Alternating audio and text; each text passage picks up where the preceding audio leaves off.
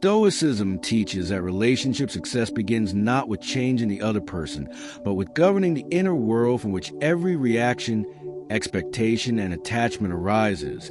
Because emotions are not random forces imposed upon us, but judgments we unconsciously accept as truth. And when these judgments go unexamined, they silently dictate how we love, argue, forgive, cling, withdraw, or sabotage connection. So to mind your emotions and relationships is to reclaim authorship over your inner. Narrative and refuse to let fear, insecurity, or impulse write the story for you. The Stoics understood that love collapses not from lack of passion, but from excess illusion. The illusion that another person should regulate our self-worth, guarantee our happiness, or protect us from uncertainty. And when reality inevitably fails to meet these demands, disappointment mutates into resentment, control, jealousy, or emotional volatility, all of which erode trust and intimacy. Yet Stoicism offers a radically stabilizing alternative by reminding us that only our judgments, values, and actions are truly within our control, while another person's feelings, choices, attention, and loyalty are not possessions but independent expressions of their own will. And when this distinction is internalized, emotional chaos gives way to clarity. Jealousy, for example, loses its power when you see that it is not evidence of love but a fear-driven attempt to claim ownership over what was never owned. While anger softens when you recognize it as a signal of violated expectations rather than a mandate for retaliation. Anxiety diminishes when you stop demanding certainty from a world that cannot provide it. Stoicism does not suppress emotion but refines it, teaching you to feel without being ruled, to observe the surge of emotion as information rather than instruction, inserting reason between stimulus and response, so that words are no longer weapons fired in moments of heat and actions are no longer apologies waiting to happen. And this pause alone transforms relationships because it replaces reaction with intention, defensiveness with curiosity, and escalation with restraint. In communication, this manifests as speaking to clarify rather than to discharge tension, listening to understand rather than prepare rebuttal, and choosing silence when speech will be driven by ego rather than truth. Because the Stoic understands that not every feeling deserves expression, and not every thought deserves belief. Attachment, one of the greatest sources of relational suffering, is redefined by Stoicism as preference without dependence, meaning you may deeply value someone without collapsing your peace into their behavior, presence, or approval. And this emotional self-sufficiency is not coldness but stability, allowing love to be given freely rather than demanded. Because need seeks to extract while love seeks to share, and only the latter can endure without turning corrosive. Fear of abandonment, a common undercurrent in relationships, is dissolved not by reassurance from others, but by acceptance of impermanence. The sober recognition that everything external is temporary and therefore cannot be the foundation of inner peace. A realization that paradoxically deepens connection because it removes desperation and replaces it with presence, making you calmer, more grounded, and emotionally safer to be with.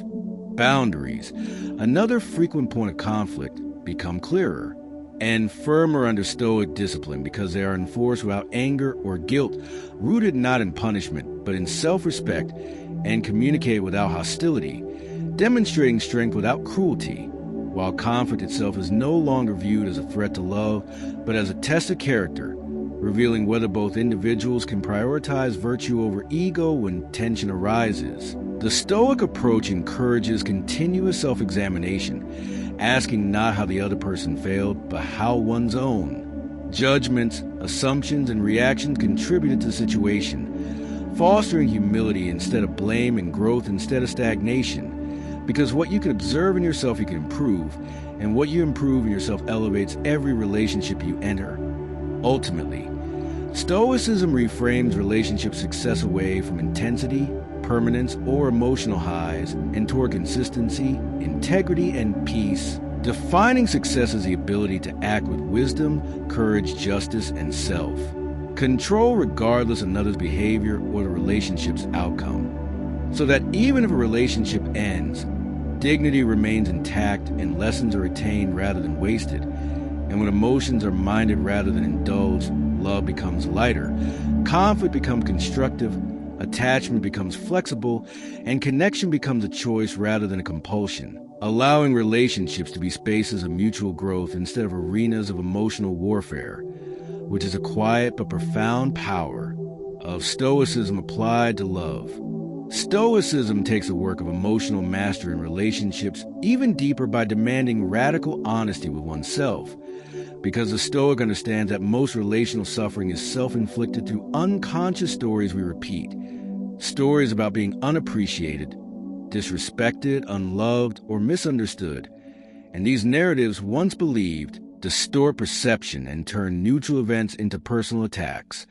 So part 2 of this discipline is learning to interrogate the story before reacting to the emotion, asking not, why did they do this to me, but what meaning am I assigning to this, and is it necessarily true? Because meaning, not events, generate emotional intensity, and when meaning is examined, emotions lose their tyranny. For example, silence from a partner may trigger anxiety not because silence is harmful, but because the mind interprets it as rejection or abandonment. And Stoicism trains you to separate facts from interpretations, allowing you to respond to reality, rather than imagination, which alone prevents countless arguments and emotional spirals. This practice extends expectations, which the Stoics viewed as hidden contracts we place on others without their consent. And when those contracts are violated, we feel entitled to anger or disappointment. Yet Stoicism dissolves this entitlement by reminding us that no one owes us emotional fulfillment, constant attention, or perfect understanding. And once expectations are replaced with appreciation, relationships become lighter and more resilient. Because gratitude expands what is present instead of obsessing over what is missing. Another pillar of Stoic relationship success is accepting the autonomy of the other person, recognizing that love does not grant control, ownership, or authority over another's inner life. And when this autonomy is respected, trust grows naturally, while attempts to control, through guilt, emotional withdrawal, or pressure, only poison intimacy, because control is born of fear, and fear is the enemy of love.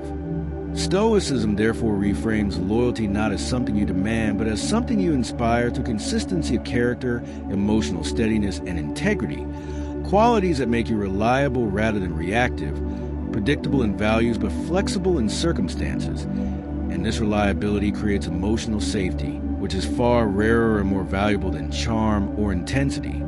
When conflict arises, the Stoic does not seek victory but resolution, understanding that winning an argument at the cost of peace is a hollow triumph, and thus chooses words that preserve dignity on both sides, practicing restraint not because they are weak, but because they are strong enough to delay gratification, knowing that the urge to lash out is temporary, while the damage of careless speech can be permanent.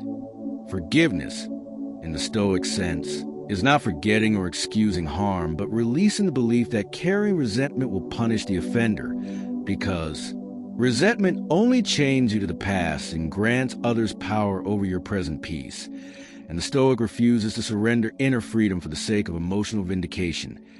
This does not mean tolerating repeated disrespect, as Stoicism pairs forgiveness with discernment, teaching that walking away calmly is often a greater act of self-respect than staying and suffering loudly, and that detachment is not indifference, but clarity about what aligns with your values.